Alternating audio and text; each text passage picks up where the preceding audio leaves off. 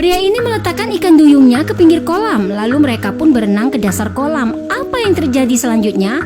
Sebelumnya, pemuda bernama Gasper ini mengajak kencan ikan duyung yang dia temukan ke sebuah kapal milik ayahnya, Flower Burger, yang terkenal dengan hiburan malamnya yang serba spektakuler.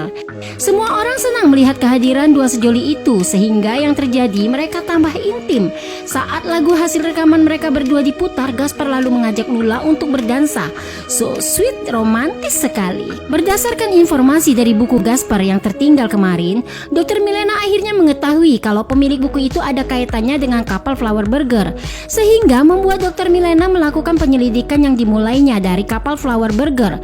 Sampai di sana, lagi-lagi Dr. Milena kebingungan karena tidak ada seorang pun yang dia curigai. Lalu seseorang mengatakan kepada Dr. Milena kalau dia salah ruangan. Harusnya dia berada di lantai 2 karena kafe bar kapal itu ada di lantai 2, di mana Lula dan Gasper lagi berdansa di atas sana. Tapi untunglah di saat dia naik, Gasper dan Lula turun ke bawah dan keluar dari kapal tersebut. Tapi sayangnya lewat informasi dari bartender di sana, Dr. Milena tahu siapa pemilik buku itu berserta alamatnya. Sisa waktu Lula tinggal 3 jam lagi. Mengetahui itu, Gasper tidak ingin menyia-nyiakan waktu yang tersisa. Lalu dia membawa Lula ke suatu tempat untuk melihat menara Eiffel di malam hari yang terlihat sangat romantis. So sweet.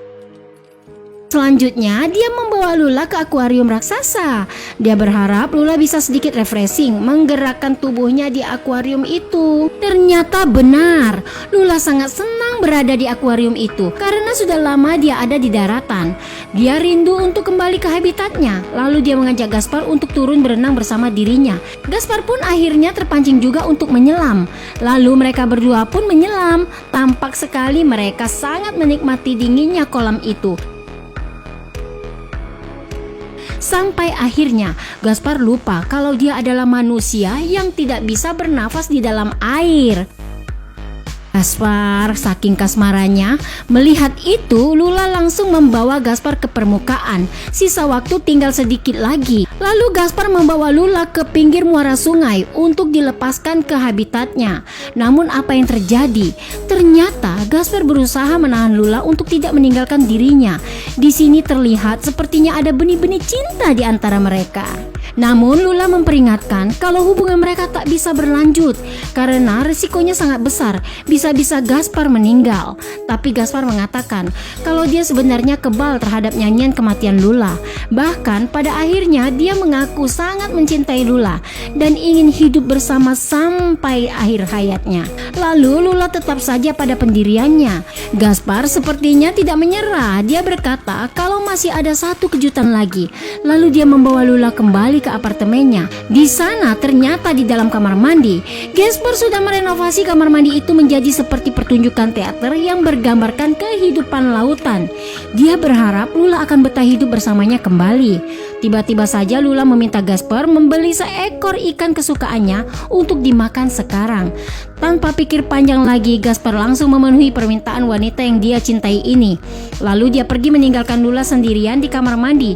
Seperti biasa, Nona Rosie tukang kepo mengintip dari lubang pintunya. Di kamar mandi, Lula tiba-tiba menangis karena sedih harus berpisah dengan Gasper yang dia sayangi. Menurut legenda, air mata seekor ikan duyung akan berubah menjadi mutiara, seperti yang terjadi dengan Lula. Dia sengaja menyuruh Gasper keluar biar dia bisa melarikan diri. Lalu dia meminta bantuan Nona Rosie agar dia bisa dibawa ke sungai terdekat. Tapi Nona Rosie jadi bingung. Lalu ia bertanya, apa yang salah dari Gasper?